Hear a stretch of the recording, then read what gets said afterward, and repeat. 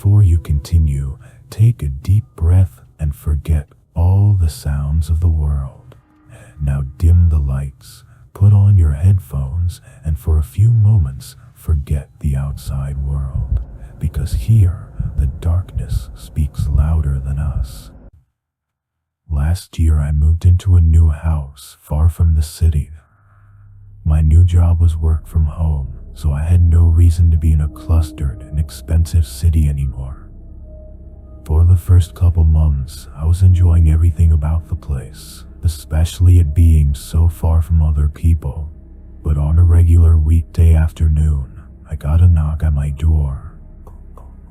This was actually the first time anyone had come up to my door at this place since I moved in, so it caught me a little off guard. I went up and opened the door to a tall, middle-aged man. "How can I help you?" I smiled to be friendly, thinking he was probably a neighbor from down the street.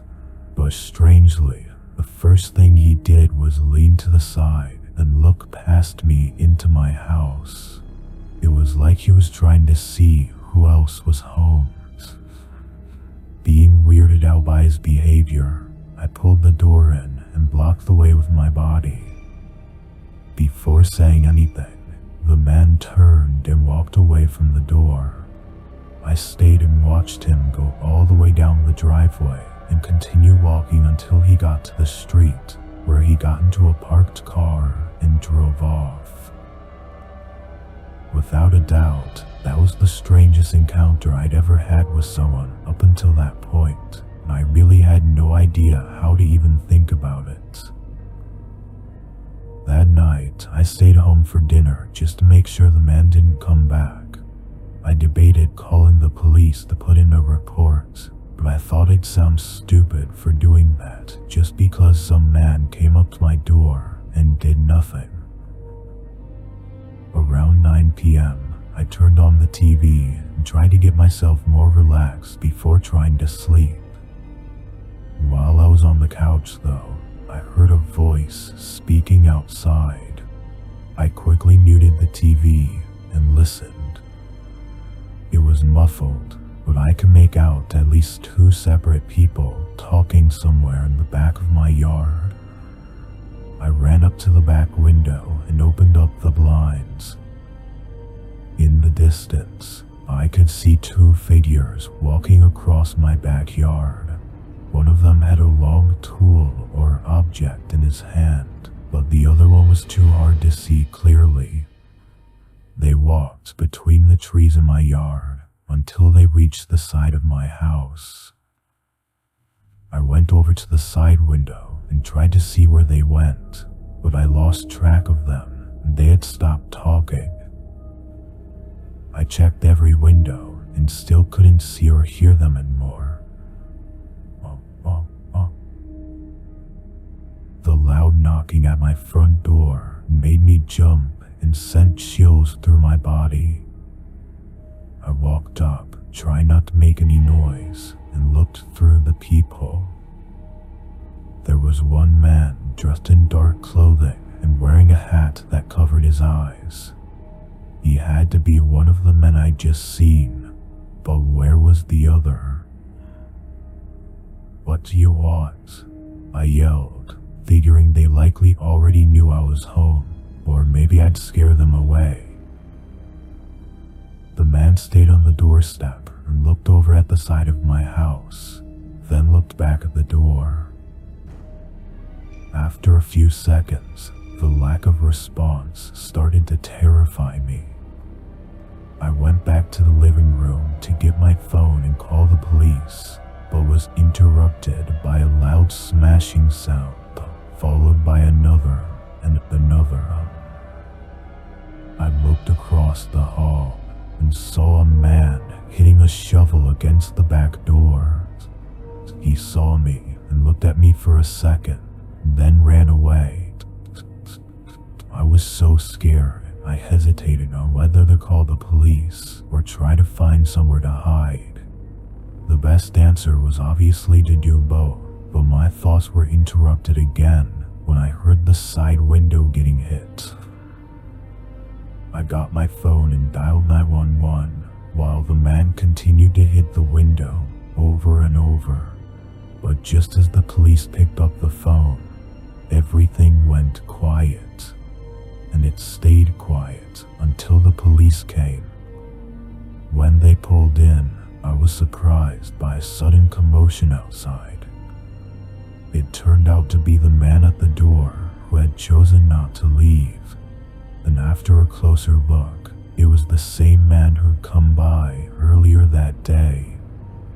Strangely, when the police detained him, he refused to say anything about the other man that was with him. He denied everything over and over, even though there were clear cracks and dents in the doors and windows. It was frustrating to listen to, and even weeks later, the man still refused to detail why he had come by my house twice that day, or who the other man was. Everything remains so unanswered that it still creeps me out to this day. Why was the man trying to break in so bad? And what purpose did the man at my doorstep serve to aid in the break-in? I moved away in the following months and have since only been hoping that it wasn't me they were after, or are still after.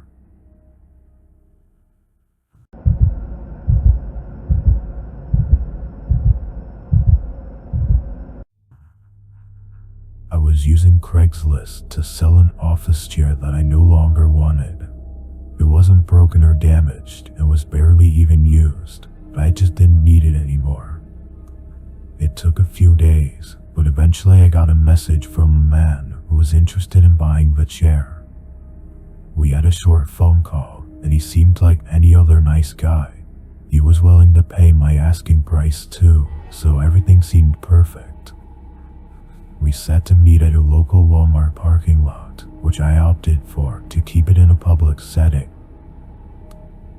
Come Friday afternoon, I called the man and let him know I was on my way. Then I drove down to the Walmart and got there right on time.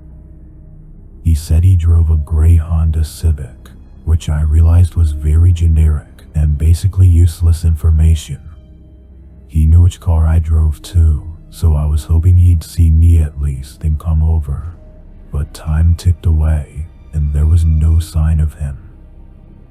I sent a text, and a few minutes later I called, but now he wasn't picking up. I stayed in the lot for nearly an hour, waiting for him to show. But as the sun was going down, I decided to just go home. For most of the drive, I was just annoyed and upset that I'd had to waste my time for absolutely no reason. But about halfway back, I realized that a car had been behind me for a while. I got nervous about it, but once I pulled into my street, they turned away. After going inside and tossing my phone and stuff on the counter, I went back out to bring the chair inside. As I walked down my driveway, a car pulled up along the road and parked right in front of my house. I couldn't tell for sure, but it looked very similar to the car that was behind me earlier. It was a dark red sedan, looking to be at least 15 years old with rust all around it. I quickly got my chair out of my car and went inside, closing the garage and locking all the doors. I peeked out the windows and watched as the car just sat right in front of my house, still running and everything. I checked my phone to see if the man had ever responded, and he still hadn't, and that's when it all really started making me nervous. After another minute, I heard a car door open and close. I looked out the window again and saw a figure in dark clothing standing beside the car, but he was facing the house as if he was inspecting it. Once I saw that, I closed the blinds and dialed 911, explaining to the operator that a creepy man was outside my house and that I think he followed me home. They sent an officer on their way, and I thanked them, then hung up. I pushed the blind up slightly and checked off the window one more time. His car was still there, but the man was gone. I could feel my heartbeat getting faster as I went around to each window and looked, but it wasn't until I got to my back door that I saw the man again, who was standing inside my fenced backyard and was looking up at my house. I didn't know what he was doing, but it was really creeping me out, and all I could think was that at any moment he was going to try to break in. After a second, the man started walking to the side of my house. I went back to the front window to see if he was going back to his car, but he didn't reappear. Then I went around to every window again, trying to find him, but a few minutes later, the police showed up. The car was still left outside my house, and the man was nowhere to be found. What's worse is that the car was completely empty, not having a single piece of paper or even a fingerprint anywhere inside or outside of it. It was apparently bought from a junkyard years ago, but that was the earliest record they had of it. The police were just as weirded out as I was, especially since the man just disappeared, leaving his car behind and showing no effort to break in.